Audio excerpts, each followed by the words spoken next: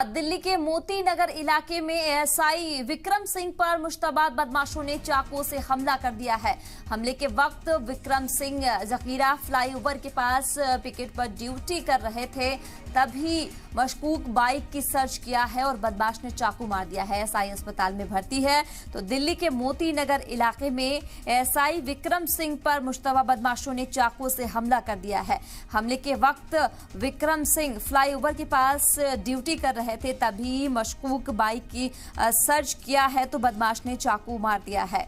फिलहाल उनको अस्पताल में भर्ती किया गया है। दिल्ली के मोती नगर इलाके की ये खबर आपको बता रहे हैं। ड्यूटी के दौरान ये विक्रम सिंह पर हमला हुआ है। तो बदमाशों ने हमला किया है और विक्रम सिंह को जख्मी कर दिया है। फौरी तौर पर उनको अस्पताल में दाखिला कराया गया है, जहां उनका इलाज चल रहा है। दिल्ली के मोती नगर इलाके में एएसआई विक्रम सिंह पर मुश्तबा बदमाशों ने चाकू से हमला कर दिया। हमले के वक्त विक्रम सिंह जकीरा फ्लाईओवर के पास वो ड्यूटी कर रहे थे, तभी हमलावरों ने उन पर हमला कर दिया है, जिसके बाद विक्रम सिंह को फिलहाल अस्पताल में दाखिला कराया गया है और उनका इलाज वहां चल रहा है। तो दिल्ली मोती नगर इलाके की ये खबर आप तक पहुंचा रहे हैं।